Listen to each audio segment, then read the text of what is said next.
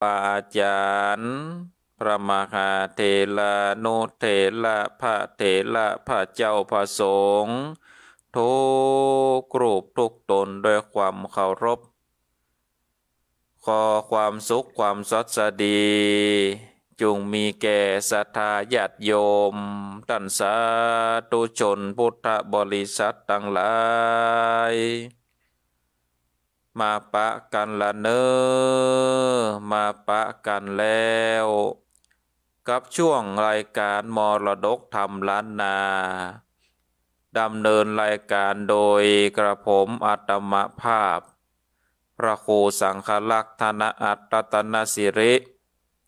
วัดหาลิกาลามสันมันนะตำบลต้นทงอำเภอเมืองจังหวัดละปูนได้นำเอารายการมาพบกับศรัทธาญาติโยมท่านสาธุชนพุทธบริษัทต่างหลายทุกวันพุธเวลา3:30 นาทีถึง5:00วันนี้ก็มาพบกันในวันพุธที่17เดือนพฤษภาคมพุทธศักราช2566ก็ได้มาพบกันศรัทธาญาติโยมหลังจากที่พุธที่แล้วบ่ได้พบกันเพราะว่าติดศาสนกิจที่จังหวัดกรุงเทพก็เลยบ่ได้เข้ารายการมอบหมายทางสถานีได้ดำเนินรายการแทนไปวันนี้ก็บ่ได้ไปทางใดก็เลยได้มีโอกาสได้มาเทศนาธรรมให้กับศรัทธาญาติโยมท่านสาธุชนพุทธบริษัทต่างหลายได้สดับรับฟังกันวันนี้ก็ก่อนที่จะได้สดับรับฟังพระธรรมเทศนาแบบปืนบ้านล้านนาเฮาก็ย้อมจิตย้อมใจด้วยกันก่อนเนาะศรัทธาญาติโยมย้อมจิตย้อมใจโดยการ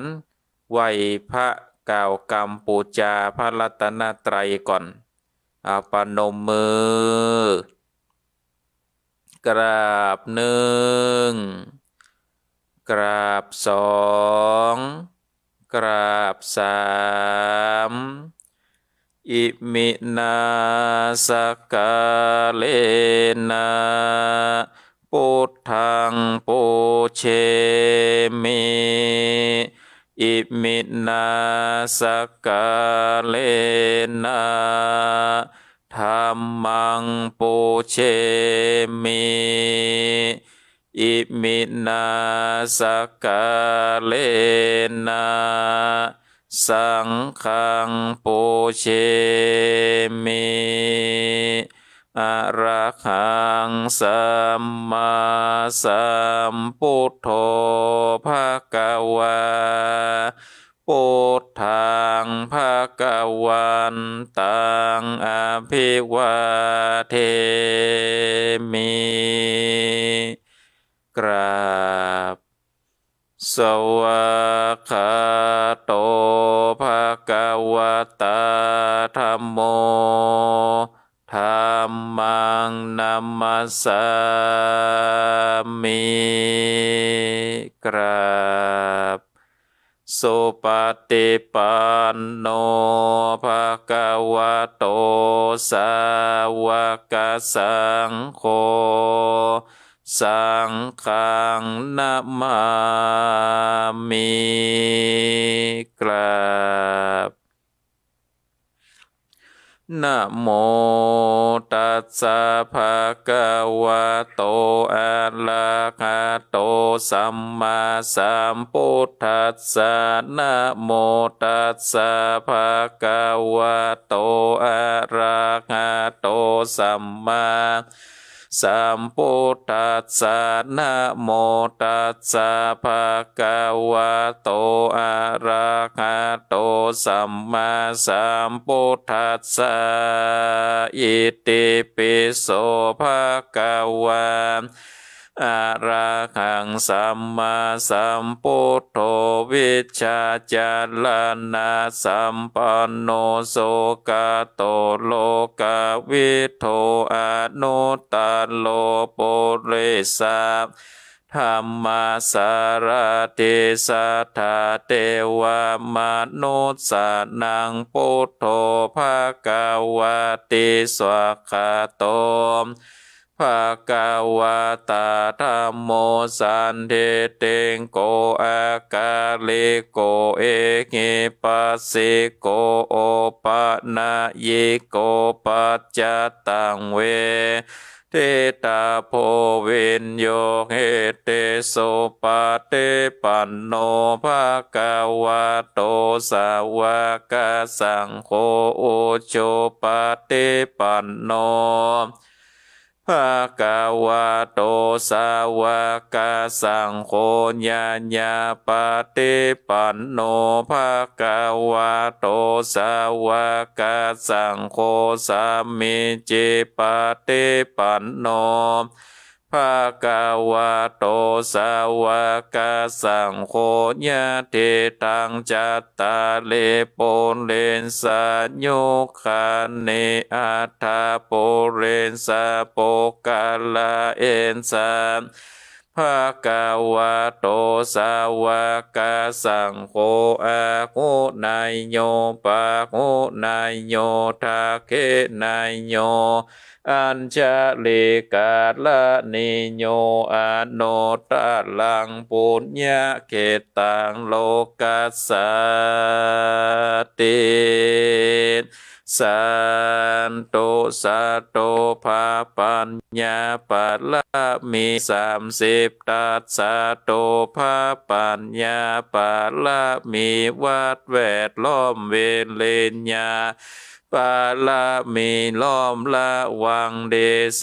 ละปาละมีบางหอกดาบเมตตาปาละมีผ้าแป้ตังปืนตาหน้าปาละมีเป็นเพิ่นตั้งต่อโอมเบกขาปาละมีก็เป็นเวียงเล็กเนกขมมาปาละมีก็เป็นกำแพงเป็กสัจจาปาละมีเวทละวังเดเป็นไม้ไตขันติปาละมีไก่เกิดเป็นหอกดาบบางนาไม้และปืนไฟอาทิตฐานาปาละมีพันผ่าไปทุกคนทุกแห่งแข่งแข่งแรงแรงป่าฟูงมันผีสางภายเพศทุกเทพพบที่ปังไปนี่นางแม่ธรณีอาสาจันโสสะเหมือนฟันอยู่ข้างข้างน้ำนาเทนองกวางต่อกวางแตกตีฟองนานนองนานนอกกายเป็นข้าวตอกดอกไม้มาถวายปูจาผ้าแก้วแก่นไทยสาทานพระโปทางเลยจุงมาภายโพดนาโนญญาโตดโพดโภคาแต่เดเลนางแม่ธรณีออกมาเลดมวยพมอยู่ข้างจางหายคายคาจางแงซับเด่นโป้นน้ำนาเตลงพัดพายขอจ้างพายหักตบเต้าพะยามานห้องเอาปุ่นกัวกับยอมมือเกินตนหัวใจกล่าวว่าโภคานี้ได้ชื่อว่าเป็นโลกศิกพระโพธิเจ้าตนมีบุญสมปานอันมากนักพระโพธิเจ้าจริงตั้งพระปัญญาปาละมีไว้เก้าจันต่างไว้ต่างนาก็ได้เก้าจันต่างไว้ต่างหลังก็ได้เก้าจันตั้งแต่หัวแผ่วตีนก็ได้เก้าจันตั้งแต่ตีนแผ่วหัวก็ได้เก้าจานแสนว่าลูกปืนจักมาเสมอเหมือนดังฝนแสนหาก็บอกมีจักมาไกลใดข้าพระเจ้า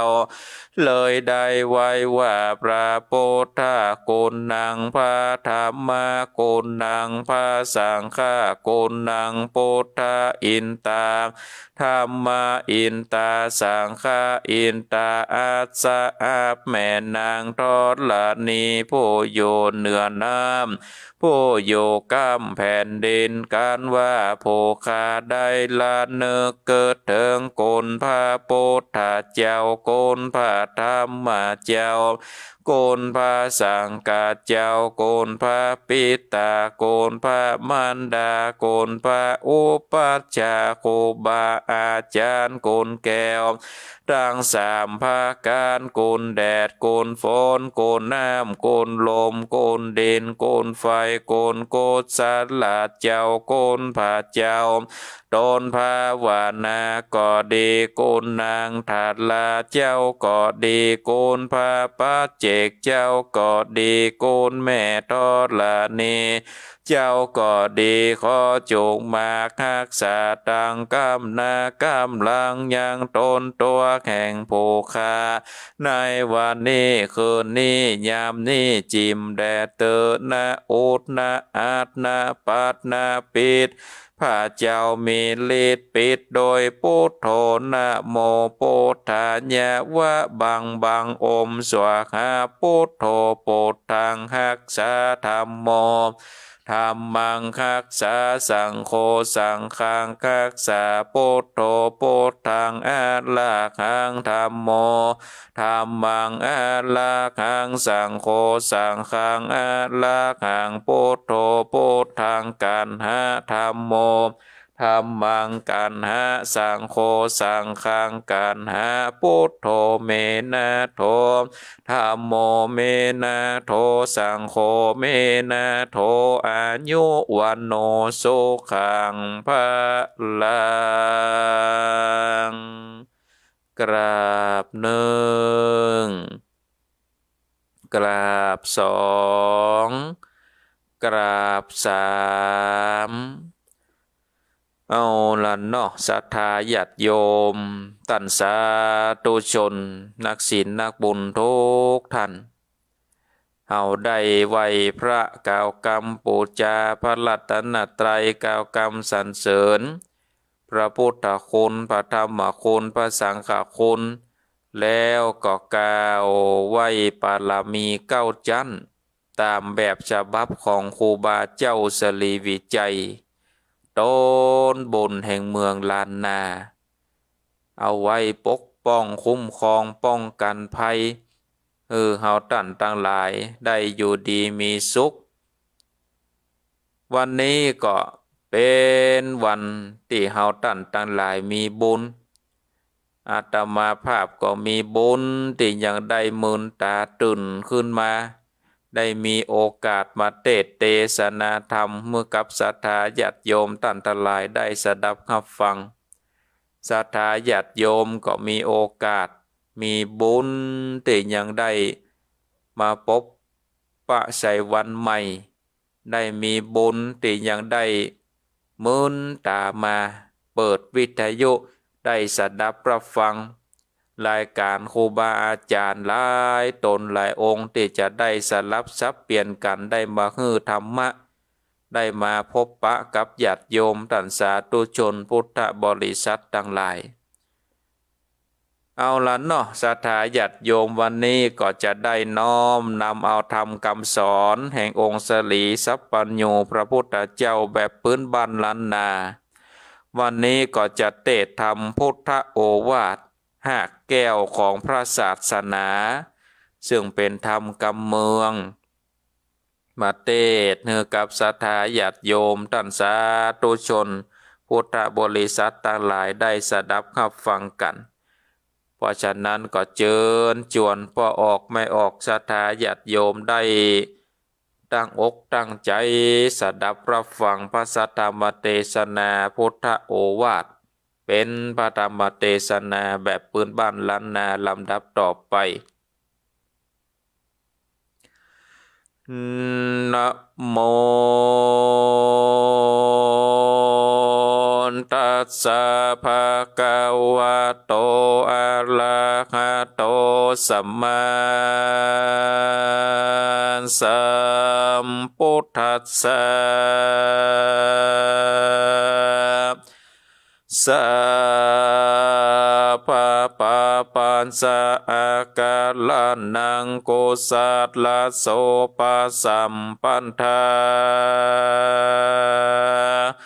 สัจจินตาปาเลนโยธาปานังเอตังปนทัสสะสนันเตสะตะโวฟังโดลาสะโปเลสะตังลาย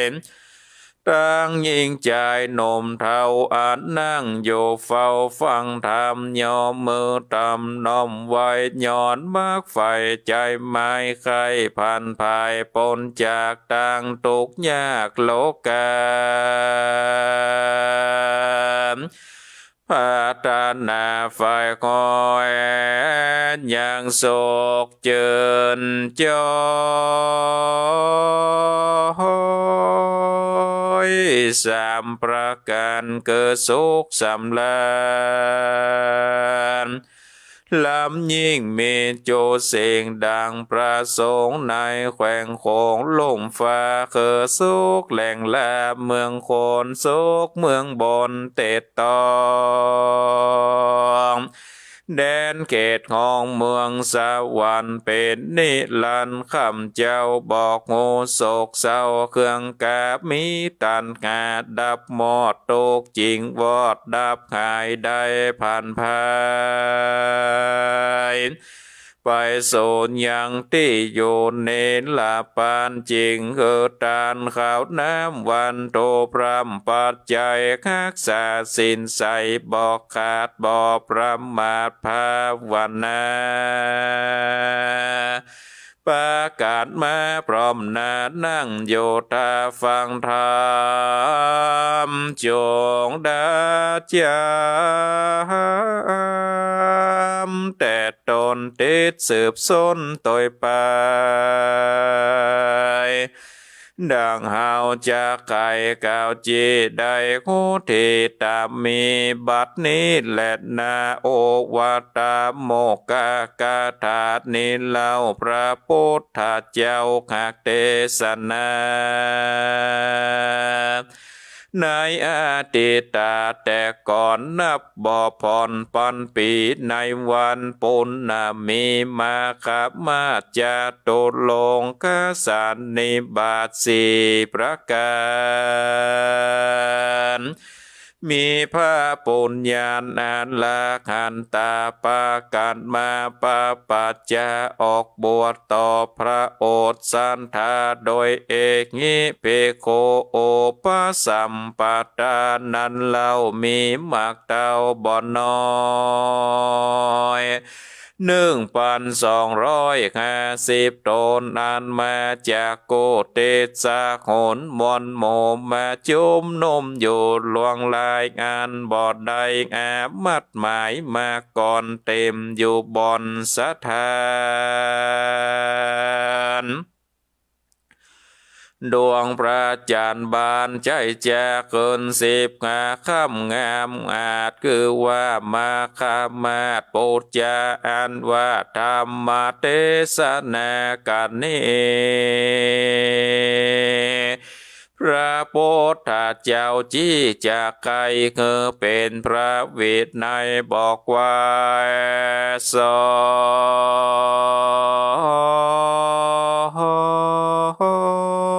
นเจ้าโลกได้ยิ่งใจ3 ประการหมายกล่าวจีคือเล็กลี่กายกาต่างบาปนาหลายแหล่แล้วคือมีใจแผ่ต่างบุญสร้างกุศลหนุนบอกขาดมีใจสะอาดผ่องแผ้วจัดอ่านแล้ว3 ประการพระตาลงญาณตนวิเศษได้จิตเจตปันไม้แก่พระอาจละกันตัดหลายมวลหมู่ได้พระผู้ขีดญาณนำสัตตามวลมาเกิดปนจากเครื่องเขตได้สวัสสันเดคำเจ้าอันว่าคำสอนของพระพุทธเจ้านิสัยคนโลกไตหลายลาม ได้ปฏิบัติตามบอกขาดบ่ประมาทละสาย่อมจากปากได้สุขโลกใดเมืองโคนสุขเมืองบนจันฟ้าสุขแหลงละเนละปานแลดนาโจตากาบแม่นมีคนนอกศาสนาใหญ่น้อยมาเก่าถอยจะทำว่ากรรมสอนงามพระพุทธเจ้าอันเป็นเก้ากว่าโมตันสอนกล่าวอู้สั่งจาจริงนำสัตตามวลมากได้พ้นจากเครื่องขีกอันจะวิชาชโกเอากวนจากเก่าจีคือเก่าได้โคทีตามมีว่ากรรมสอนดีนั้นเล่าพระพุทธเจ้าใครจะสอนสัตตามวลโมอันข้างอยู่สงสารมีอยู่สามประการกล่าวไว้คือเว้นจากบาปใบเครื่องเคกะตำดีบอกขาดแล้วคือมีใจสะอาดนำนาดและนาดในเมื่อกันว่าเขายังจะทำต่อว่าทำสามขอดนั่นใส่จากป่าสัตว์โลกได้สงสารไปลอดนิพพานเวียงแก้วอันเป็นเตแล้วเครื่องกาอันจากเอากวนจากเก่าแก่แจ้งแน่ตามลายว่าทำสามข้อหมายนั้นเล่าคือชื่อว่าเป็นข้อเก้าตวนที่แห่งธรรม84,000ขันธ์แล้วกวนไข่ปานบอกกล่าวคู่ข่าวยาวไปว่ากรรมตีคือไก่จากบาปอ่านก้าหยาบนั่นใสมีบอดไล่เหลือลายอันชื่อว่าบาปเป็นกรรมหมายต่างหายคือได้ไว้ไปโสนยังที่อยู่อาเวจีส่วนว่าตั้งเดชนั้นเล่าเป็นตั้งใจตาไปลอดต่างสุดยอดเจยบานอันว่าบาปหานนั่นใส่จะเกิดได้มีมามีนำนาหลายหลากคือเกิดจากตั้งกาย ว่าจะและใจไม่นันโสดอันว่าบาปโหดตัวงานมีตนว่าได้ทอดหลับมันผูกมัดเขขาดอย่างสัตว์ใหญ่น้อยคือได้ตามก้อยเครื่องเขมหรือได้ตีคำคาคือสัตว์ตัวหน้าวำวายได้เถิงตา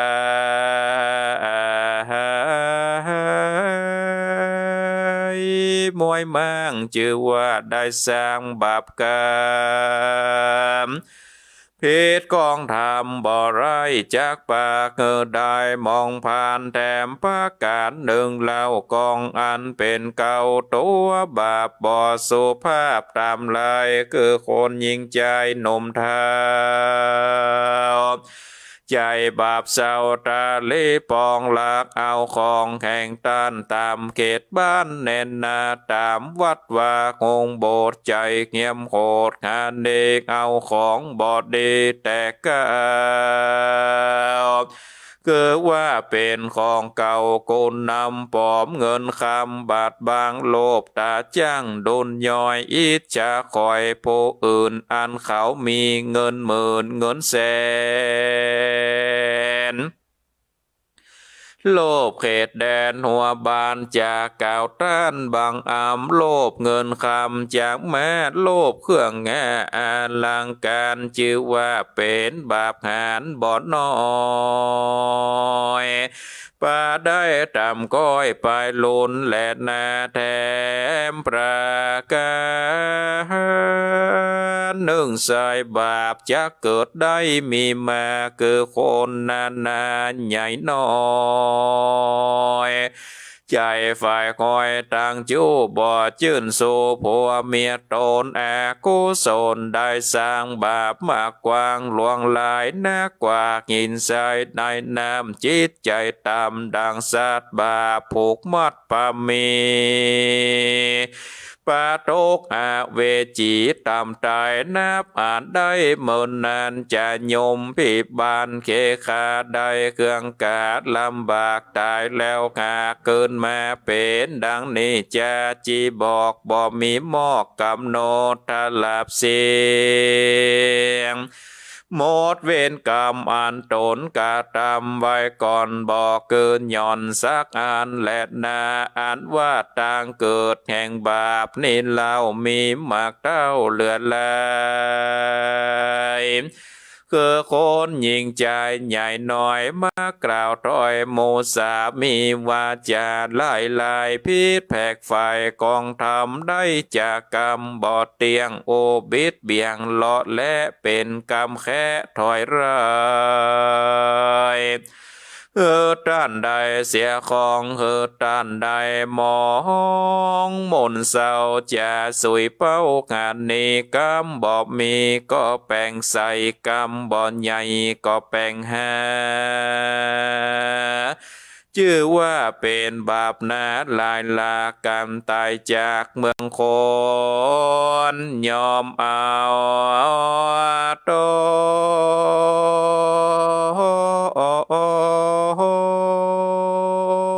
นโมกใหม่ติดลุ่มไตอาเวจีนสวยตุขีบอกเหงื่อตกไม่เดือดคืนวันและนาแถมประกาศหนึ่งใส่บาปจะเกิดได้เป็นตาคือคนปาลามวนหมูปากบ่อยู่นิมสาวเก็บเอาหลอมไว้กำไตไปถือเอากำเหนือไปอูพ่องบอกงูตามมีฟังว่าตีมันกล่าวเป็นข่าวลือนนานกำไข่ปานออกปากบ่มีหากจากใครเล่ากันไปติดต่อเป็นกรรมก่อผิดการความเดือดนานเกิดกว้างป่าแตกมั่งเพทาเป็นบาปนาหลายหลากชื่อว่าพิษจากกองทำตุกนานนำเอาไม่จะเกิดได้เป็นไม้เป็นคนไว้จัดในการตายจากนี้เมืองคนย่อมเอาตนหมกไม้ที่ลุ่มไตบายและนาแถมประกาศหนึ่งใส่บาปจะเกิดได้มีมาคือคนนาใหญ่น้อยมากล่าวถอยไขปันเสียงอึ้งนั้นหยาบจะเป็นกรรมตาฟันแตงกรรมจะแข่งเจ้งดากรรมหงคาโมมาพาโลสาวาจารต่อยลายแม่นฟังได้บ่ดีเอาเป็นกำเบาว่าเล่นบอกเข้าเส้นกำสอนกำปาดอนคุ้มแย่หรือเป็นกำว่าตัดโลกแสงจะยกมาโอคนสู้ตัวยตามบ่เป็นกองงามสักหยาจมนางผาดใครจะว่าเป็นบาปนาบอดน้อยได้ตามก้อยไปลุนและนาแถมประการหนึ่งโสดบาปตัวโหดวำวายจะเกิดแก่ยิงใจนั่นใสคือคนบ่เกิดควายขาดนิ่งหายังสองขาพ่อแม่บ่เกิดแผ่ถึงโกนอันเคยหนุนจองคอยเลี้ยงตนแต่น้อยยำแดงบ่ยำแยงพอเฝ้ายังพ่อแม่เจ้าของตนพ้องทาลนหลายแลด่าพ่อแม่หมู่มาพ้องปาลาต่อยลายเนี่ยคือพ่อแม่ใดเครื่องเข็มเกิดมากบุบตีต่อยตากะตำหยาบจ้านาเป็นบาปนายิ่งลำบาปจากซ้ำคบหัวจากลากตัวไปสู่ยังที่อยู่นาโลกตกมาโตขิงคอน ได้ลมฮ้อนคืนวันแลนาแถมประกาศหนึ่งเราโคนมากเดิมเราสุลาก็เป็นมักกาไปสู่ยังที่อยู่อาเวจีเป็นทุกขีบอกโหเมาแล้วโอนยอตัวว่ามันบอกโกสั่งได้มากบอดใบปาลาดาวงศาพ่อแม่ดาเท่าแก่ตานายการเมาหลายโคตรไม่เปียอันใดใดเครื่องครัวเข้าของตัวสัตว์ขว้างใดแตกมั่งวำวายการเมาหายเกิดควายก็ซื้อมาใหม่หลายเตเข้าของมีเสียงสาบย้อนสูตรลาพร่ำเป็นเหตุปาเก่าเขตเครื่องเขนบอบมีเย็นเดือดงอนนักหน่วงค้อนป่าวายโคนยิงใจลางพ้องบ่อเกิดส่องปิดจาดลานนาญาเมื่อวัดว่ามีการทาลีเจยบานจื่นสู่เอาเล่ามาสู่กันเกณฑ์เนียพิษสินแต่แล้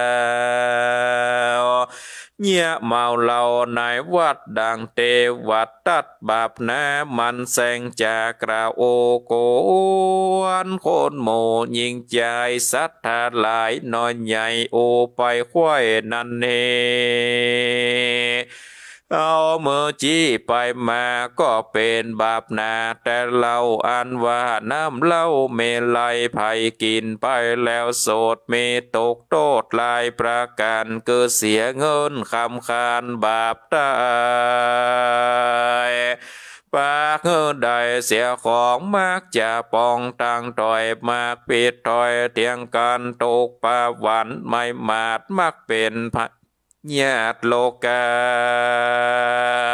โคนมากนินตาจะเล่าว่าไอขี้เหล่าเล่นแข่งไอคอทองแดงนานิวไอต้องกิ่ววำวายเป็นคนบอกงูไอนาดานบ่อสัตว์ต้านเข่งขามบ่ดีงามสักหยาดใดไม่มาดเครื่องเกพัดละกำลังมีแต่ก่อน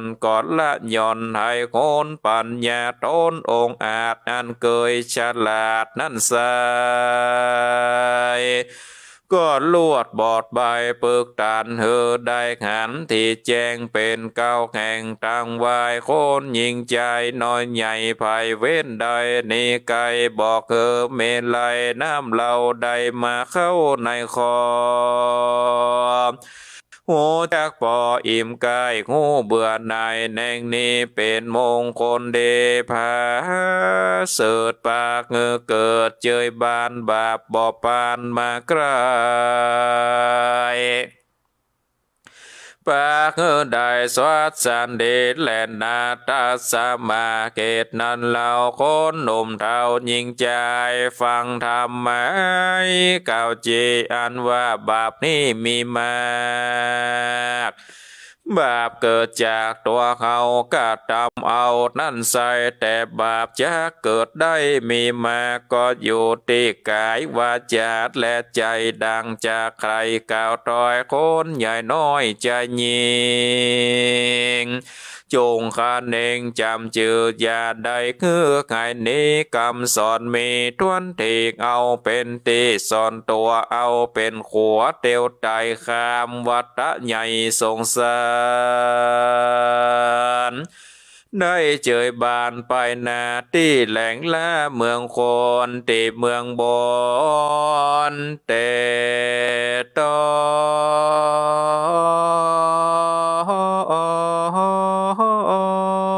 งเด่นเกตของคงสวรรค์แลนนา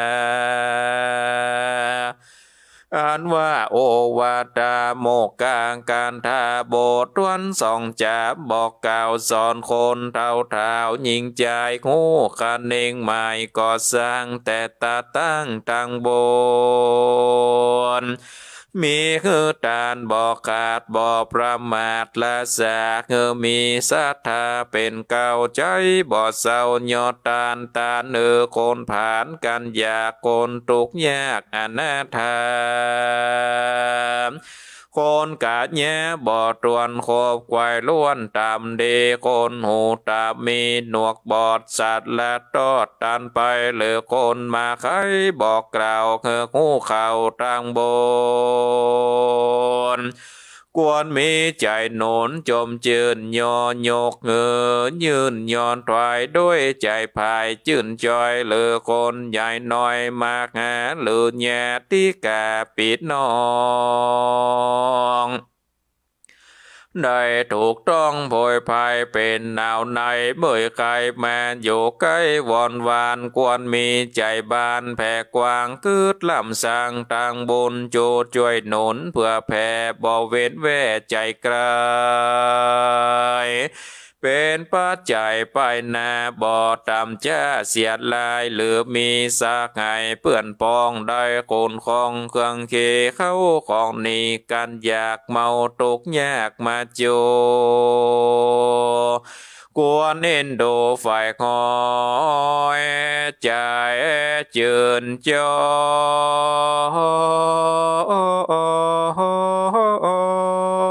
ยยินดีเข้าของมีน้อยมา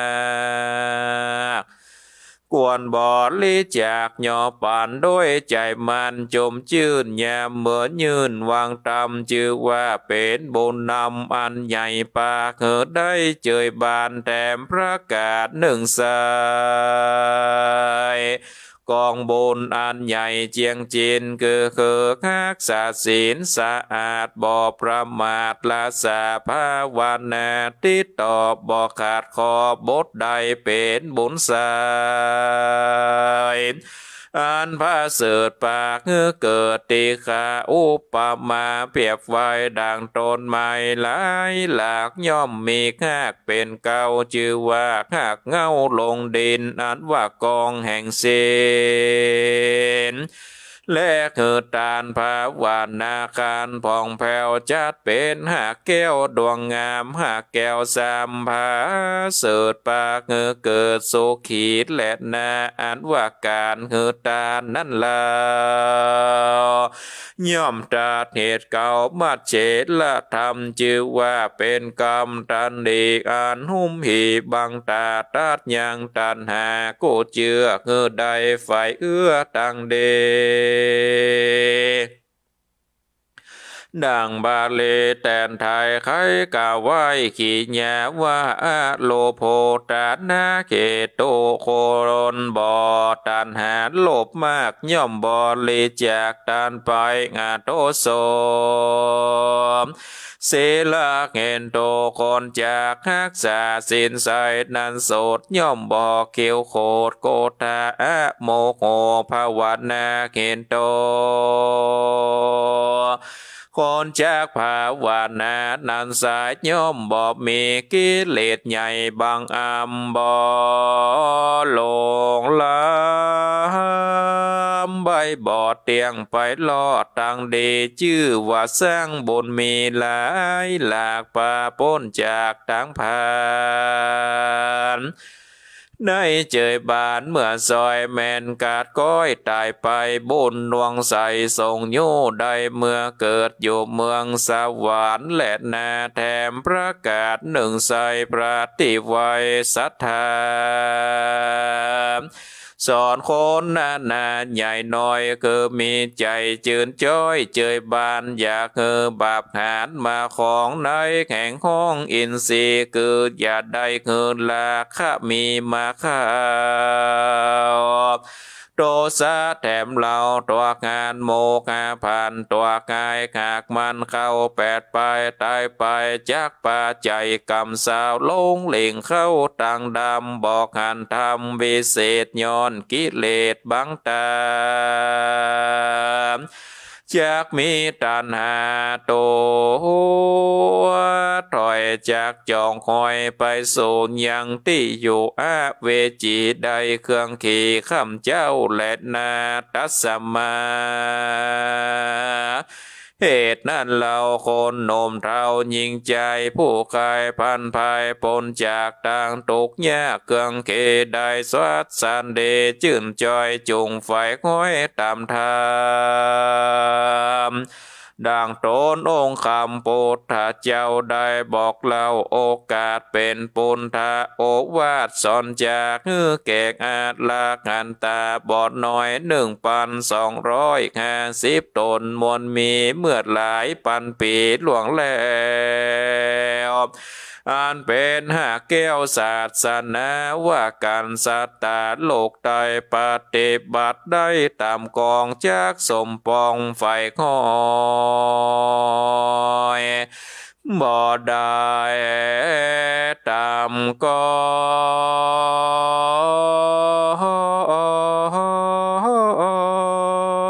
อยงานใดนำตนไหลไปสู่ยังที่อยู่ในละปานดับมองผ่านเสียงขาดบอกไม่มาดเกืองเกดังบาลีแต่เก่าอันตั้งไว้เล่านำมาว่าสาปาปัสสะอาการนังนี่กายกาจากบาปอันกาหยาบโจประการโกศาสละโสปสัมปันตามันตันจะใจรักษาศีลไว้ดวงเดภาวนาเมติต่อสร้างกุศลกอดดวงใสสจิตตปริโยทปันนังมีใจผ่องแผ้วผาเสดแล้วใส่สีตังปนตาสารสานางคำสอนมีแต่เก้ามี3 ขอดเล่าเป็นไม้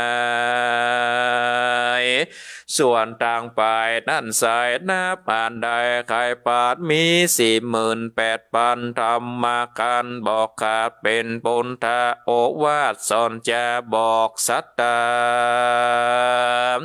มวลหมู่ใดพระหูตังเด็กได้เนปนจากตังตกยากนาได้ไก่กาไปลอดเวียงแก้วยอดเนลาปันก็มี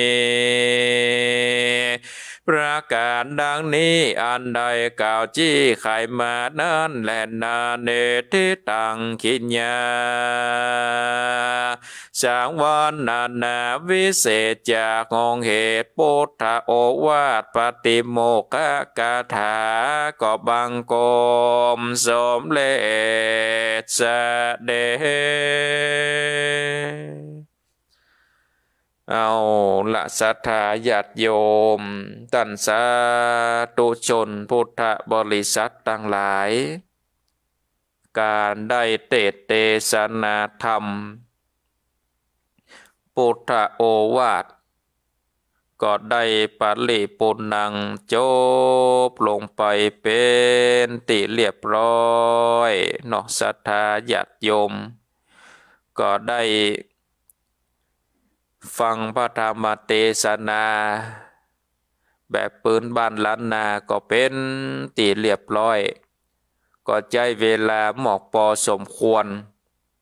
บ่ยาวนักลำไปแล้วก็บ่สั้นลำไปธรรมนี้ก็เป็นธรรมคำสอนแบบผูกเดียวจบเนาะศรัทธาญาติโยมต่างๆหลายผูกเดียวจบก็ถือว่าเป็นคำสอนในธรรมเมื่อถึงว่าเป็นหากแก้วของศาสนามาเร็วพอเวลาก็เหลือเวลาแถมหนักมนพอประมาณก็จะได้สรุปเนื้อหาใจความสำคัญเนื้อกับศรัทธาญาติโยมต่างๆหลายได้สดับรับฟังซึ่งพระธรรมเทศนาพุทธโอวาทหรือว่าโอวาทาโอวาทแห่งพระพุทธเจ้านะโอวาทปฏิโมกข์ซึ่งเป็นธรรมที่พระพุทธเจ้าเปิ่นได้แสดงไว้เมื่อหลายพันปีมาแล้วศรัทธาญาติโยมเมื่อองค์สมเด็จพระสัมมาสัมพุทธเจ้านี่ยังทรงพระชนอยู่เปิ่นก็ได้เทศนาธรรมในเดือนถ้าบ้านเฮาว่าเดือน5 เพ็งถ้าเป็นเดือนภาคกลางว่าเดือน3เนาะเดือน3 เพ็ง บ้านเฮาเดือนห้าเพ็งแต่ว่าถ้าปีใดเป็นอาทิตย์กำมาดคือมีเดือน12เตื้อก็จะเลื่อนไปเป็นเดือน6เพ็งวันมาฆปูจาศรัทธาญาติโยมท่านทั้งหลายวันมาฆปูจา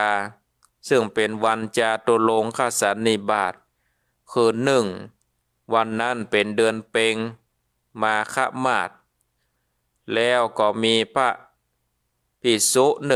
1,250 ตนมาประชุมกันโดยบ่ได้นัดหมาย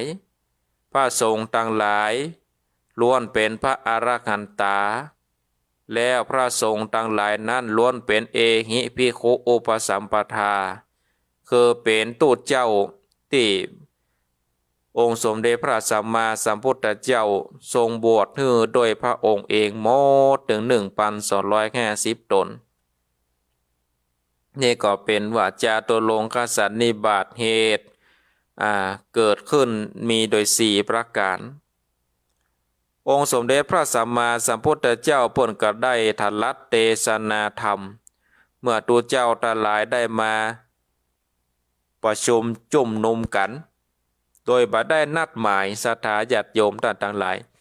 สมัยก่อนจะมีโทรศัพท์หรอกสมัยก่อนบ่มีโทรศัพท์บ่มีอินเทอร์เน็ตบ่มีไลน์บ่มีเฟซแต่ว่ามารวมกันในศรัทธาญาติโยมมารวมกัน1,250หมดเลยภาษาวกมารวมกันเฝ้าพุทธเจ้ามาพร้อมใจกันในวัน15ค่ำเดือน5เพ็งนะศรัทธาวันมาฆปูจาส่วนมากนี่วันมาฆปูจานี่ก็จะอยู่ในช่วงเดือนกุมภาพันธ์เนาะคนบัดเดียวว่า14กุมภาพันธ์วันวาเลนไทน์คือวันแสดงแห่งความรักเดือนกุมภาพันธ์เป็นเดือนแสดงแห่งความฮักวันมาฆปูจาก็เป็นวันที่ภิกขุสามเณรก็ได้แสดงความฮักต่อพระพุทธเจ้าเหมือนกันศรัทธาญาติโยมคือพระภิกษุนะได้ไปเฝ้าพุทธเจ้าโดยไปได้นัดหมาย1,250จนเฮาได้ถือว่าวันมาฆปูจานี่เป็นวันที่แสดงความฮักต่อพระพุทธเจ้าได้ไปเฝ้าพุทธเจ้าเพราะฉะนั้นนี่ในวันมาฆปูจานั้นเพิ่งก็ได้แสดงธรรมซึ่งเป็นหัวใจของพระพุทธศาสนามีอยู่3ประการศรัทธาญาติโยมดังบาลีว่าสัพพปาปัสสะอาการนังกุศลสูปสัมปทาสัจิตตปริโยทัปปนังเอตังพุทธศาสนังอันดับแรกคือสัพพปาปัสสะอาการนังนี่ศรัทธาญาติโยมก็คืองดเว้นเว้นจากบาปทั้งหลายบาปทั้งหลายศรัทธาญาติโยมก็คือว่าธรรมของพระพุทธเจ้านี่มีถึง84,000พระธรรมขันธ์กล่าวโดยย่อๆเนี่ย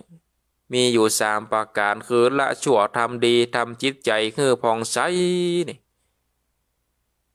อันใดที่มันเป็นบาปเนาะอันใดเป็นบาปอันใดเป็นบุญให้รีบหาบอันใดเป็นบาปให้รีบละคนเฒ่าตะก่อนเดือนหนึ่งสอนลูกเนาะก็ให้ทำตัวให้ไกลจากบาปอันก้าหยาบและบาปนั้นมันคืออันหยังนี่ศรัทธาญาติโยมท่านทั้งหลายในธรรมนี่เพิ่นก็ได้ชี้แจงว่าบาปนั้นเนี่ยหมายถึงทางอันหายอันที่จะได้ง่ายไปสู่มรณกอเวจีส่วนว่าทางดีหรือว่าบุญนั่นก็คือทางที่จะได้ไต่เต้าไปจุจอดหลอดตึงยังเมืองสวรรค์จันทร์ฟ้าในแหล่งล่าอมตะมหาเนรปานบาปนั่นนี่สามารถเกิดได้3ทางคือบาปเกิดได้จากทางกายบาปเกิดได้จากทางวาจาบาปเกิดได้จากทางใจคืออริย3เนาะอริยบท3นะก็คือกายวาจาใจบาปนั่นนี่ถ้าเกิดจากทางกายนี่ศรัทธาญาติโยม บอกว่าจะเป็นฆ่าสัตว์ตัดชีวิตบอกว่าจะเป็นการไปลักเอาของเปิ้นไก่กินเหล้าเมายาได้ไปบุบไปตีอันนี้ถือว่าได้สร้างบาปสร้างกรรมสาธาญาติโยมกายกรรมคือการได้กระทำทางกายไปบุบไปตีไปข่ำขาลาวีคือสัตว์ต่างหลายได้วำไวได้พี่กงผีการจนได้ถึงตายก็ได้ชื่อว่าสร้างบาปกรรมพิษจากกองธรรมแถมประการหนึ่งนั่นนี่ในธรรมเปิ้นว่ากองอันเป็นเก้าตัวบาปปอสุภาพตามลายคือคนยิงใจหนุ่มเท่าใจบาปเศร้าทะลิป๋องลักเอาของแห่งตันหลังจากที่เขาได้กระทำศีลก็คือศีลห้านั่นแหละศรัทธาญาติโยมศีลห้าข้อแรกก็คือปาณาติปาตาถ้าเฮามีศีลข้อหนึ่งเฮาบ่ไปเบียดเบียนเนาะอันนี้คือการบุญแต่ถ้าบาปก็คือทำต่างกันศรัทธาญาติโยมไปบุบหูตีตาไปข่ำขาลาวีฆ่าสัตว์ตัดชีวิตเปิ่นเปิ่นได้พิกงพิการจนถึงได้ตายอันนี้คือการกระทำจังกายกรรมกายกรรมอันต่อมาก็คืออย่างที่ว่าเนี่ยคือมีใจลักเอาของตันมีใจขี้ลักมีใจขี้โลภตามเขตบ้านแดนนาตามวัดวาคงโบสถ์ใจเงี่ยมโหดหานีเอาของบอดีแต่เก้าคือว่าเป็นของเก่ากุนน้ำปลอมเงินคำบาดแท่งโลภตาจั่งดุลย่อยอิจฉาคอยผู้อื่นอันเขามีเงินหมื่นเงินแสนโลภเขตแดนหัวบ้านจาก่าวต้านบังอำโลภเงินคำจ้างมาโลภเครื่องง่าอลังการชื่อว่าเป็นบาปหารบ่อน้อยปลาได้ตามก้อยไปหลุนได้ไปลักเอาของตันได้ไปเบียดไปบังมีใจขี้โลภบอกว่าจะเป็นเขตบ้านแดนนาไปโลภเอาเขตบ้านจากบ้านโฉนดตัวเก่ามีตะอี้คดหัวไปคือมันได้มีหนักมีหลายถมเอาน้ำเหมืองโลภเอาตีกให้ตีนาบางพ่องโลภเอาแถวที่วัดปุ่นนะสถาญาติโยมโลภเอาแถวที่วัดปุ่นอันนี้ก็ใจเนาะอยู่ที่ใจอยู่ที่กายก็คือว่าได้ไปยุบไปกำเอาของเปิ้นบอกว่าจะเป็นสตุงสตังบอกว่าจะเป็นยังเข้ายังของเครื่องง่าอลังการเป็นเสื้อผ้าเป็นเงินเป็นคำว่านี่ก็เป็นบาปศรัทธาญาติโยมต่างหลายอันนี้เป็นบาปอันที่สองอันที่สามบาปจะเกิดได้มีมาคือคนนาใหญ่น้อยใจไฟห้อยตังจู้บ่จื่นสู้ผัวเมียตนอกุศลได้สร้างบาปบุญกว้างหลวงหลายนักกว่าหินทรายในน้ำจิตใจต่ำดังสัตว์บาปผูกมัดปามีตกอเวจีต่ำใต้อันนี้ศรัทธาญาติโยมอันข้อแรกก็คือปานาติปาตาอันที่สองคือข้ออตินนาอันที่สามคือข้อกาเมนั่นศรัทธาญาติโยมในธรรมในเพิ่นจึงบอกว่าผัวเมียนี่มันมีใจบ่ซื่อบ่สัตย์ซึ่งกันและกันผัวก็มีเมียน้อยเมียก็มีจู้ไปลักเล่นจู้สู่ผัวเมียเมื่อตายไปนี่ศรัทธาญาติโยมเมื่อตายไปแล้วก็ได้นำตนไปสู่มรณหกอเวจีจ่าโยมพี่บ้านก็เขคือขึ้นเก้างิ้วเขคือขึ้นเก้างิ้วทางบนก็มีกาปากเล็กทางหลุมก็มีหมามีอันนายจ่าโยมพี่บ้านได้เอาหอกเอาอย่างไปตั้งไงเนาะขึ้นเก้างิ้วเพราะว่าพิษจากศีลจากธรรมพิษจากพิษจากศีลข้อที่สามนี่แหละศรัทธาญาติโยมต่างหลายเมื่อกายเนาะเมื่อมันมีกายได้เกิดขึ้นกายอยากกรรมอันเกิดจากกายแถมอย่างหนึ่งก็คือว่าได้ ดื่มสุราเมลัยศรัทธาญาติโยมดื่มสุราเมลัยอันนี้ก็จักกายแต่ว่าอาตมาภาพก็จะอู้ไปตามธรรมเนาะเรียงลำดับไปตามในธรรมแต่ข้ามไปข้ามมาเนี่ยงงต่อเก่าละศรัทธาญาติโยมเมื่อเฮาได้สร้างบาปทางกายแล้วนี่ทางวาจาโลกเป็นจะได้ทางวาจาก็คือว่าเกิดจากบาปเหมือนกันนะสร้างบาปสร้างกรรมเกิดจาก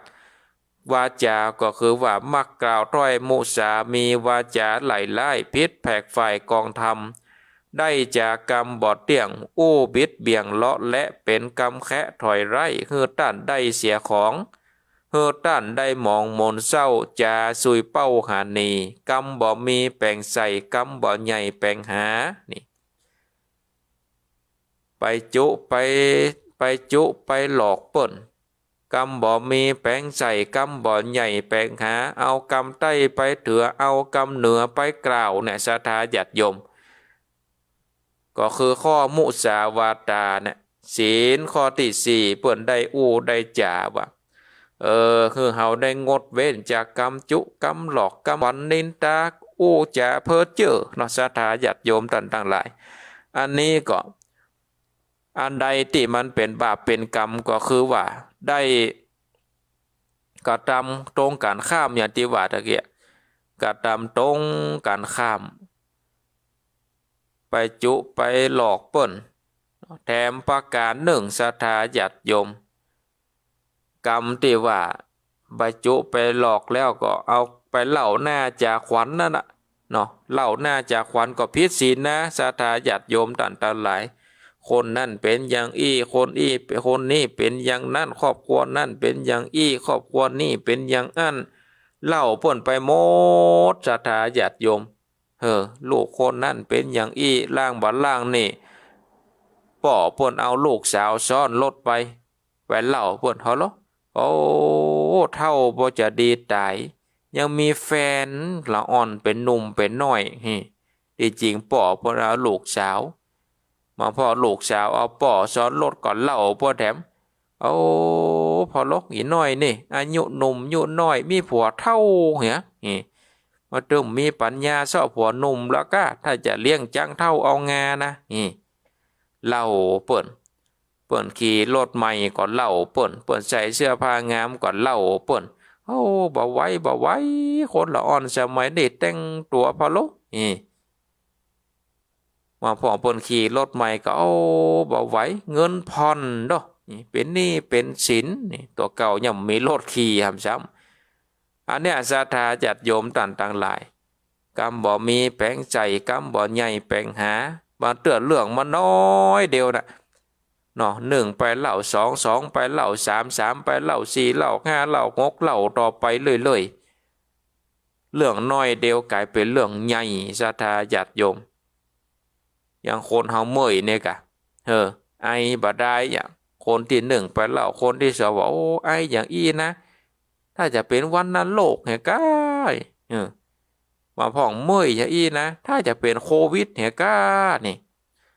คนที่สามที่สี่ที่ห้ามันได้ยินเนี่ยมันจะว่าถ้าจะหรอกมันไปเอากรรมไปแม่เป็นไปแล้วเนี่ยจากถ้าจะเป็นโควิดก็กลายเป็นมันเป็นโควิดไปเห็นแล้วจากไอถ้าจะเป็นวันนั้นโลกก็มันเป็นวันนั้นโลกไปเห็นแล้วจากวันนั้นโลกก็จะกลายเป็นติดเชื้อติดลามไปพ่องก็บัดล่างเป็นมะเร็งเหี้ยก้าอันเนี้ยศรัทธาญาติโยมต่างๆหลายเนี่ยจากกรรมน้อยๆนะกลายเป็นกรรมใหญ่มาเติบไปเจอเรื่องใหญ่นะเรื่องน้อยเดียวนะแต่เอาไปไปจ่าไปอันนี้ไปก็จากเรื่องน้อยกลายเป็นเรื่องใหญ่ไปเนี่ยมาพ่องก็เอากรรมใต้ไปเถือเอากรรมเหนือไปว่าเอากรรมบ้านใต้ไปเล่าบ้านเหนือเอากรรมบ้านเหนือไปเล่าตอนใต้เอาเรื่องในบ้านตัวไปเล่าตอนนอกเอาเรื่องตอนนอกมาเล่าในบ้านเนี่ยศรัทธาญาติโยมอันนี้ก็เป็นการสร้างกรรมเหมือนกันนะเนาะการสร้างกรรมเหมือนกันการสร้างบาปสร้างกรรมอันนี้ก็คือการได้ได้จากใจวาจาเนาะ ใจวาจาไปในทางที่บอดีไปจุไปไหลไปหลอกเปิ้นมันก็แก๊งคอเซ็นเตอร์ถึงวันเนี่ยกับศรัทธาญาติโยมอันนี้ก็ใจวาจานะอู้จุหลอกเปิ้นเบิดก็เป็นกรมสรรพากรเบิดก็เป็นไปรษณีย์ตกค้างเบิดก็เป็นหั่นเป็นนี่โอ้จุไล่หลอกลวงเพื่อที่จะเอาเงินเอาคำศรัทธาญาติโยมต่างๆหลายอันนี้ก็ใจวาจาไปในทางที่บอดีเพราะฉะนั้นเมื่อเขาได้สร้างวาจาแล้วนี่ใจนี่ก็คิดว่ามันบอดีหรอกศรัทธาญาติโยมคิดว่าโอ้บ่ได้ออกปากนะแต่ว่าคิดในใจด่าในใจก็มีหรอกด่าในใจโคตรในใจบางเตื้อโคตรนักล้ำไปก็ได้กล่าวกรรมออกมาเป็นพลุสวาจานั่นน่ะเนาะเป็นกรรมแจ่งกรรมด่ากรรมพลุสวาจาด่าคือกรรมแจ่งกรรมด่าทำให้ด่ากันไปพิษเถียงกันไปต่างคนต่างเป็นไฟมันก็แห้งถ้าคนใดคนหนึ่งเป็นไฟมาคนหนึ่งเป็นน้ำมันก็ดับเนี่ยศรัทธาญาติโยมแต่ว่าใจเนี่ยศรัทธาอยู่ในใจพวกลูกสร้างบาปสร้างกรรมในใจปุ่นนะสร้างบาปสร้างกรรมในจิตในใจบางเตื้อนี่โอ้พ่อแม่นี่ดูแลเขามาเมื่อแต่น้อยเนี่ยเกิดใหญ่มาเลี้ยงใหญ่มาจนพอขึ้นใหญ่นะเป็นหนุ่มเป็นสาวบางเกิดมาแล้วก็ก็ยังเป็นลูกทรปีอยู่ในศรัทธาญาติโยมเนี่ยคือพ่อแม่ได้เสียอกเสียใจบางพ่องเนี่ยโตบัดได้จ่าบัดได้แหละบัดได้กล่าวกำมือพ่อแม่ได้เสียอกเสียใจบัดได้กระทำกรรมลงมือถามลงมือบุบตีก็มีหลกศรัทธาญาติโยมตีพ่อตีแม่อันนี้นี่แย่เนาะแย่ไปอันนี้นี่นักแกตีพ่อตีแม่ตีผู้มีพระคุณบอกเปว่าจะเป็นลุงป้าเอาอันนี้แย่ลำไปศรัทธาญาติโยมต่างๆหลายต่อไปก็คือว่าคนเฮานี่มักดื่มเหล้าสุราอันนี้ก็เป็นกายกรรมเหมือนกันนะศรัทธาญาติโยมกายกรรมได้มักดื่มเหล้าสุราการพนันขันต่อเนาะการพนันขันต่อเป็นน้ำเหล้าสุราบางป่องเอาไปกินแถวในวัดพนหรอกแต่ว่าเดี๋ยวนี้กินในวัดแต่บ่ได้ศรัทธาญาติโยมเพิ่นมีกฎหมายเนาะเพิ่นมีกฎหมายกินเหล้าในวัดในวาสูบบุหรี่ในวัดในวาเพิ่นปรับเป็น 5,000 เป็น 10,000บุญนะเอาไปติดคอกติดขังเพราะว่าวัดเป็นสถานที่บ่สมควรที่จะเอาเหล้าเอายาสูบบุหรี่บุหรี่บางพ่องก็บ่ได้กินในวัดโลโตกินนอกกำแพงบุญแต่มาเมาในวัดบ่ได้ มันก็ถูกของมันน่ะเนาะมันได้กินในวัดหรอกินนอกวัดว่ะข้างนอกกำแพงว่าแล้วมันมาเมาในวัดบ่ได้ศรัทธาญาติโยมต่างๆหลายอันเนี้ยก็คือว่าอันใดที่เป็นบาปอาตมาภาพก็ก็จะนะเนาะอติกึดออกนะเป็นบาปเป็นกรรมสัพพปาปัสสะอาการนังคืองดเว้นจากบาปคือเว้นจากสิ่งทั้งหลายที่อาตมาภาพนะแล้วก็นอกจากที่อาตมาภาพบ่ได้ได้จากอันใดที่มันตรงข้ามจากศีล5ละกันเด้อเนาะอันใดที่มันตรงกันข้ามจากศีล5นะอันนี้ก็คือเป็นบาปเป็นกรรมก็ควรงดควรเว้นเนาะควรงดควรเว้นก็คือมีศีลศีลเนี่ยเป็นของดีศรัทธาญาติโยมต่างๆหลายศีลเนี่ยก็เป็นของดีถ้าเรามีศีลเนี่ยสีเลนะสุขติงยันติเมื่อมีศีลแล้วย่อมไปสู่หนทางที่ดีไปเกิดเป็นเทวบุตรเทวดาไปจนถึงได้ไปถึงอมตะมหาเนรปานหากว่าบุญสมปาน ยังบอกแก่กล้าเตื้อได้มาเกิดเป็นมนุษย์ก็จะเกิดมาเป็นมนุษย์เกิดมาเป็นคนที่ดีที่งามเกิดมาเป็นคนที่มีรูปร่างดีมีจิตใจดีว่าเขามีศีล สีเลนะนี่ปุติงยันติเมื่อมีศีลแล้วย่อมมีทรัพย์เพราะว่าเฮาได้อยู่ในศีลกินอยู่ในธรรมแล้วก็มันปฏิบัติปัดปูไหว้พระไหว้เจ้าก็เกิดจากทรัพย์โดยเฉพาะทรัพย์ภายในเนี่ยศรัทธาญาติโยมในพูดก่อนอาตมาภาพได้อู้ถึงว่าปัจจัยเตธรรมปัจจัยเจ็ดเนาะปัจจัยเจ็ดศีลทานังโอตปาทานังเนี่ยคือมีทรัพย์ภายในเนาะมีทรัพย์ภายในเมื่อมีทรัพย์ภายในก็ไผก็บ่สามารถที่จะลักจะจกเข้าไปเนาะศรัทธาญาติโยมที่จะลักจะจกของเฮาแต่เพราะว่ามันเป็นทรัพย์ภายในทรัพย์ภายนอกนี่คนยังถือคนยังหลู่ยังจริงเอาไปได้นะแต่ทรัพย์ภายในนี่เอาไปบ่ได้อันนี้ก็คือว่าได้มีศีลเนาะได้มีศีลก็คืองดเว้นจากบาปกุศลสูปสัมปทาได้ทำกุศลให้ถึงพร้อมอย่างที่ว่าตะกี้นะอันใดที่มันเป็นศีลเป็นธรรมเป็นสิ่งที่ดีที่งามศรัทธาญาติโยมท่านทั้งหลายก็กระทำไปทานนามัยบุญสำเร็จโดยการเนื้อทานศีลไมยบุญสำเร็จโดยการรักษาศีลภาวนาไมยบุญสำเร็จโดยการภาวนาคือการเนื้อทานการรักษาศีลการเจริญจิตตภาวนาสามประการนี้เอาง่ายๆศรัทธาญาติโยมเนื้อทานรักษาศีลเมตตาภาวนานำเอาธรรมะของครูบาอาจารย์ที่ได้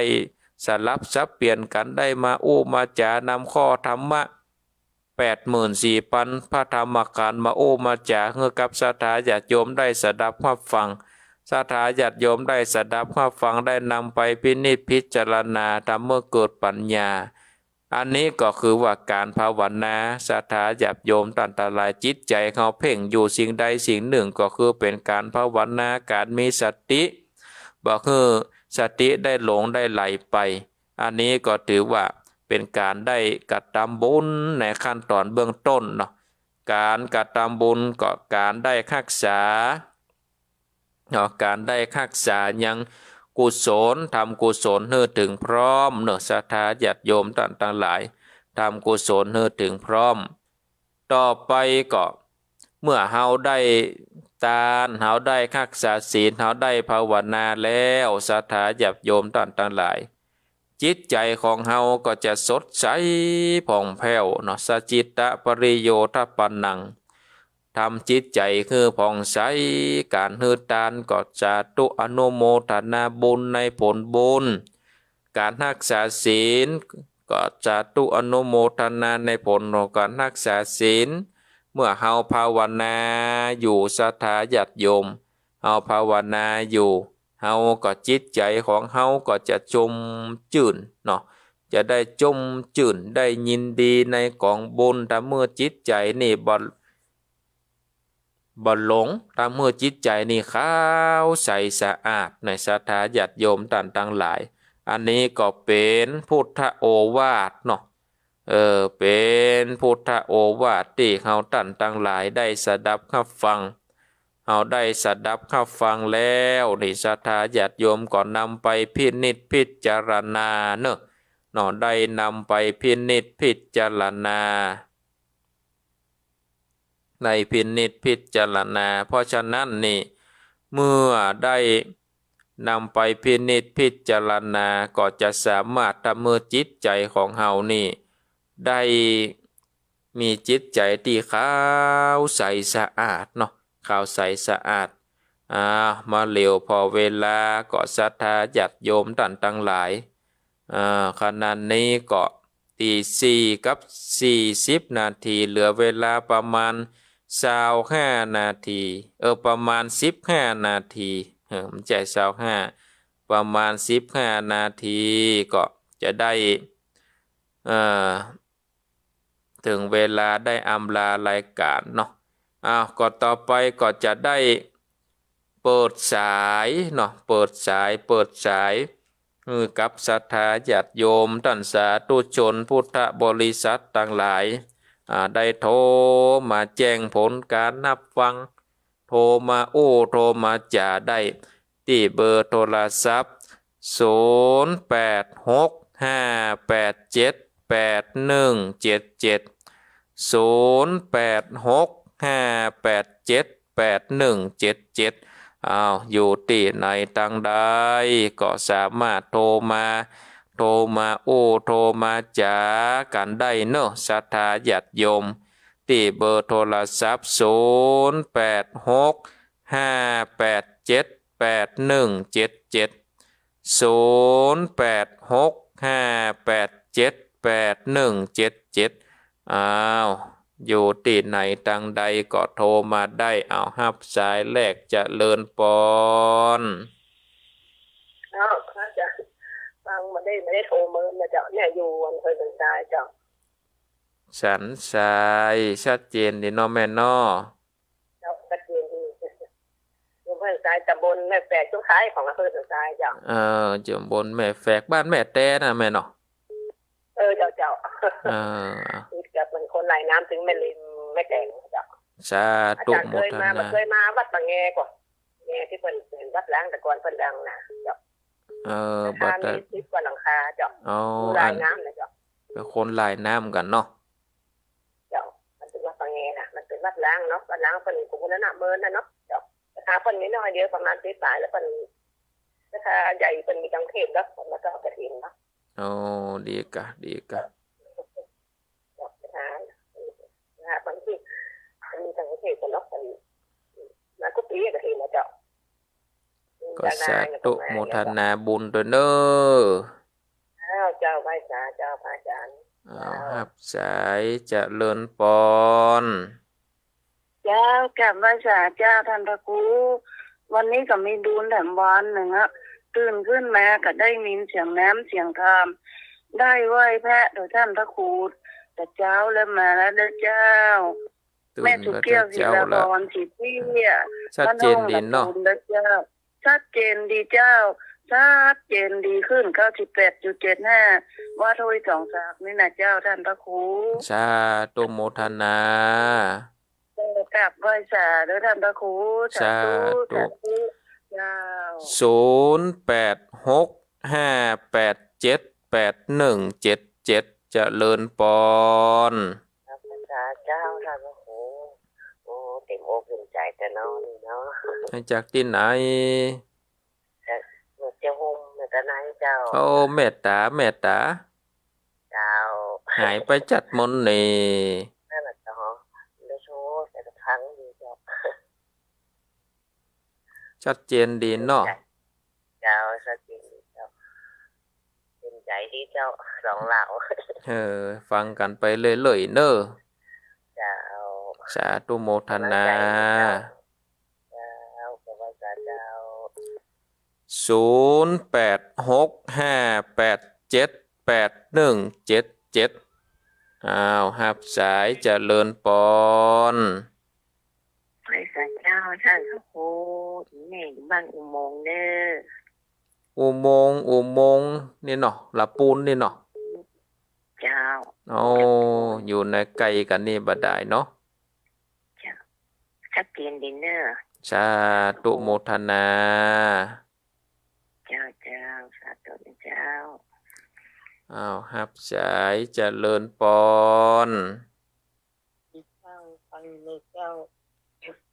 จากที่ไหนดีเจ้าวันนี้นะติดตามเจ้าแม่โทรจากที่ไหนปาลานดอยสะเก็ดปาลานดอยสะเก็ด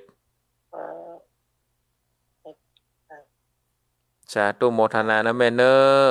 ที่3 5 7นี้เจ้าสาธุ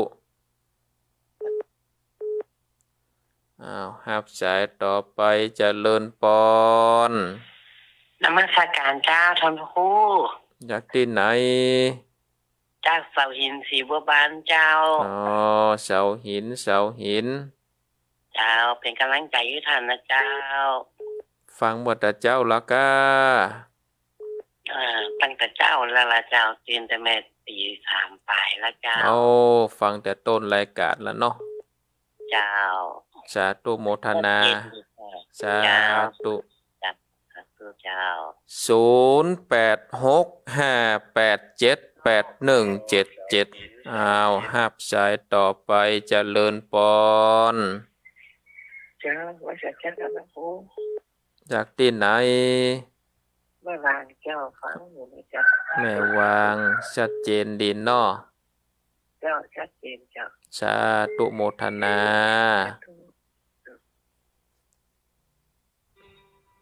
เจริญปอน นมัสการเจ้า อันนี้แม่ดาราหนองแอกสารปีจังหวัดเจ้า นมัสการเจ้า ฟังเทศน์ม่วนเนอะโอ้ปารมี39แต่ม่วนจะม่วนว่า สุจตุพระปัญญาปารมีสัมสตุพระปัญญาปารมีบดเบ็ดล้อมวิริยะปารมีล้อมระวังดีม่วนจะม่วนว่า แล้วก็ได้ก็สู้ด้วยกันกันเนาะ เจ้าโอ้ยม่วนแต่ม่วนว่าเนอะขอบคุณพระคุณท่านเป็นอย่างสูงพระเจ้าก็ได้ด้วยกันไปม่วนแต่ม่วนว่า อยู่เป็นกูเป็นกิน จัดตัวเนอะเจ้าเราต้องเก็บไปได้ป่วยเนอะสอนท่าน2 คนต้องเป็นคนอย่างยะม่วนดีเจ้า สาธุโมทนา สาธุสาธุ ครับ ขอบ สา คุณเป็นอย่างสูงเจ้า สาธุสาธุ ได้อย่างพนักเนอะสอนอกสอนใจให้คนเก่งคนละม่วนแจ้ม่วนว่า บุญรักษานะแม่เนอ สาธุสา สา ธุ ธุรักษาต่อไปเจริญปอน ไปสาเจ้าแล้วพระครู จากที่ไหน คนที่ชีวิต อ๋ พั อ ฒนา แม่เพนแม่เพน จ้ะไปแล้วเจ้ารับเจนที่กำลังจ่ายให้พระครูเนอะ สาธุโมทนา นั่นคอนคำสอนก็มีสาระเนาะไปสาเจ้า สาธุ ชัดเจนเจ้า เอาหับสายต่อไปเจริญปอน นมัสการเช้าจะ ยายพรยายพร ได้ยินไว้แหวนอะไรเจ้าเออ วันนี้ให้อย่ารับละเดี๋ยววันนี้นะ เอาบลักเลย เฮ้อ วันนี้บังรับฟังแต่เจ้ามาแล้วเนาะ เอาฟังแต่เจ้าบัลลับละกันแน่นะเนาะ เจ้าวันนี้บังรับอาการเน้นพอ ชัดเจนเด่นเนาะสันกำแพง เจ้านี่ชัดเจนจะดีดูกูเจอได้เท่ามันทอดอ่ะแล้ววันเดียวที่เราแควนมาเย็นอ่ะ โอ้ฝนตกเย็นหมอกนอนหมดเลยเนาะ เจ้าจะว่ามันตกขนาดโอ้ยละ เอาอันกะ ว่ามันเจาะมันเจาะน่ะว่าหมอก3 โมงหมอกนี่ลักออกน่ะกับฝนตกทั้งห้องอารมณ์เลยอ่ะ เอาเป็นว่าอัน เจ้า ต้องเพอันนี้มีน้อยเดียวเฮ้อ ฟ้าตกน้ำฟ้าตกนักขนาด ดีแล้ว แล้วมาก็หายแซ่บตัวเดียวนี่ โอ้ดีแล้วกะได้บรรจุเมืองเย็น เจ้า สาธุโมทนาเนอะยายพรเนอะ สบายดีเนาะ สบายดี สบายก็ดี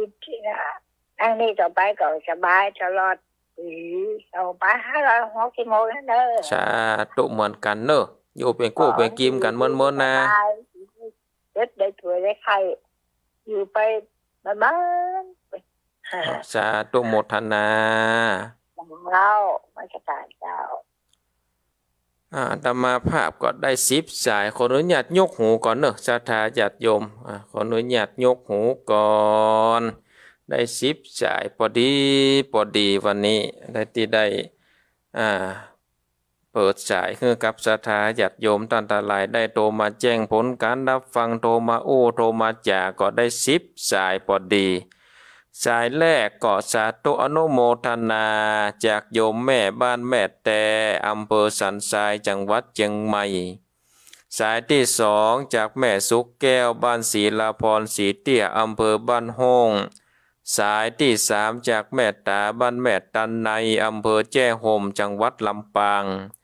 สายที่4จากโยมแม่บ้านอุโมงค์อันนี้บักไก่จากสันมันนะต้นทงต้นใดเนาะอยู่ในเมืองละปูนเหมือนกัน สายที่ห้าจากปาลานเด็ดสะกอยดอยสะเก็ดสายที่หกจากบ้านเสาขินเสียบัวบานนี่ก็บักใกล้บักไก่กันตัดใดอยู่ในเขตอำเภอเมืองเหมือนกันเนาะเฮาอยู่ทางวันตกเปิ้นอยู่ทางวันออกเวียงสายที่เจ็ดจากโยมแม่อำเภอแม่วางสายที่แปดจากแม่ดาราบ้านหนองแฝกสารปีสายที่เก้าจากแม่เพนคนสู้ชีวิตวนรเวียงหนองล่องสายที่สิบสายสุดท้ายจากยายพรร้องงัวแดงสันกำแพงก็สาธุอนุโมทนาทั้งสิบสายเนอะที่ได้โทรมาเธอกำลังอกกำลังใจโทรมาแจ้งผลการนับฟังว่าฟังสถานีนี้ชัดเจนดีวังฟังสถานีใดชัดเจนดีก็ถือว่าโทรมาเป็นกู้เป็นกีมกันก็อาตมาภาพก็มีกำลังอกกำลังใจที่ได้มาเตะทำจะว่าเตะทำไปแล้วเปิดสายเนอร์ดักปิ้งยิงวอยนี่ก็เอาเตะทำคนเดียวบ่มีศรัทธาฟังแต่ว่าศรัทธาญาติโยมก็โทรมาอยู่แสดงว่าอาตมาภาพบ่ได้อู้คนเดียวถ้าอู้คนเดียวก็ผีบ้ากันเนาะอันนี้แสดงว่าศรัทธาญาติโยมก็ยังเปิดเครื่องวิทยุสดับรับฟังก็ตลอดถึงขอบคุณศรัทธาญาติโยมที่เข้ามารับชมรับฟังแล้วก็แสดงความคิดเห็นในการถ่ายทอดตามระบบ Facebook ไลฟ์ใน Facebook ชื่อว่าสาธุเจ้ารัตนสิริภิกขุเนาะสาธุเจ้ารัตนสิริภิกขุเป็นภาษาไทยเนี่ยศรัทธาญาติโยมเฟซอาตมาภาพก็ได้ได้จ๋าได้นำเอาธรรมะได้เทศนาธรรมผ่านทางระบบ Facebook สถาที่เปิดเครื่องวิทยุบ่ได้ยินได้ฟังก็สามารถเข้ามารับชมรับฟังในการถ่ายทอดทางระบบ Facebook ได้เนอะศรัทธาญาติโยมท่านทั้งหลายก่อนที่จะลาจากกันไปอาตมาภาพก็ใจเสียงนี้ใจเสียงบุญทางสถานีวิทยุได้ประกาศประชาสัมพันธ์ข่าวสารงานบุญเนอะศรัทธาญาติโยมเนื่องโดยอาตมาภาพเนี่ยพร้อมด้วยพระภิกขุหลายตนหลายองค์จะได้สร้างสารูปรูปเหมือนซึ่งเป็นหุ่นทำจากไฟเบิกกาดซึ่งสารูปครูบาเจ้าศรีวิจัยปุจจากุลครูบา145 ปีศรัทธาญาติโยม145 ปีครูบาเจ้าศรีวิจัยแล้วก็จะได้สร้างสารูปรูปเหมือนศรัทธาญาติโยมที่ได้สดับรับฟังพระสัทธรรมเทศนารายการมรดกธรรมล้านนาอยากจะมีจิตใจมีเจตนาอยากจะร่วมทำบุญสร้างรูปเหมือนครูบาจะนำไปถวายวัดดอยคำอำเภอแม่ทาจังหวัดลำพูนซึ่งวัดดอยคำนี่มีความสำคัญแห่งวัดหนึ่งของครูบาเจ้าศรีวิจัยเพราะว่าสมัยเมื่อครูบาเจ้าศรีวิจัยเมื่อสมัยเปิ้นหนุ่มๆนี่เปิ้นได้ไปศึกษาเล่าเรียนกับศีลธรรมกรรมฐานศึกษาเข้าห้ำเฮียนโดยครูบาอาจารย์ที่วัดดอยคำเนอะศรัทธาญาติโยมครูบาอาจารย์ที่ถือว่าวัดดอยคำสมัยนั้นเป็นตักกศิลามีครูบาอาจารย์ที่สั่งสอนครูบาเจ้าศรีวิจัยก็เลยได้ไปขอศึกษาห้ำเฮียนจากครูบาอาจารย์ที่วัดทาดอยคำอำเภอแม่ทาอาตมาภาพเขาก็มีจิตเจตนาที่อาจจะสร้างสารูปรูปเหมือนครูบาเจ้าศรีวิจัยปุจจากุลครูบาเจ้าศรีวิจัยก็ใจทุนทรัพย์อยู่ 25,000 บาทก็จะได้รวบรวมทุนทรัพย์ปัจจัยจะน้อมถวายทานรูปเหมือนในวันที่3เดือนมิถุนาคือเดือนเก้าเป่งในเนอะศรัทธาญาติโยมท่านทั้งหลายเพราะฉะนั้นศรัทธาญาติโยมที่ฟังอยู่ต่างบ้านต่างจองมีจิตเจตนาจะร่วมสร้างสารูปรูปเหมือนครูบาเจ้าศรีวิจัยตนบุญอย่างที่เฮาได้กล่าวกรรมปูจาไหว้ปารมี9 จันทร์ถึงวันหรือว่าก่อนที่เข้ารายการก็สามารถโทรมาสอบถามอาตมาภาพหลังไมค์ได้เนอะหลังไมค์ได้ที่เบอร์โทรศัพท์0865878177 0865878177ได้สามารถโทรมาสอบถามได้เนอะศรัทธาญาติโยมก็สาธุอนุโมทนาวันนี้ก็ขอนำเอารายการได้ลาจากศรัทธาญาติโยมตันตะหลายไว้เพียงเท่าอี้ก่อนเนาะวันพุธหน้าหากว่าบ่มีกิจธุระบ่มีการงานที่จะต้องเดินทางไปก็จะได้มามาพบกับศรัทธาญาติโยมท่านสาธุชนพุทธบริษัทต่างหลายกันแถมวันนี้ขอนำเอารายการได้ลาจากศรัทธาญาติโยมไว้เพียงเท่าอี้ก่อนเนาะขอความสุขความสัสดีจงมีแก่ศรัทธาญาติโยมทุกท่านทุกคนอายุวันโนสุขังพลัง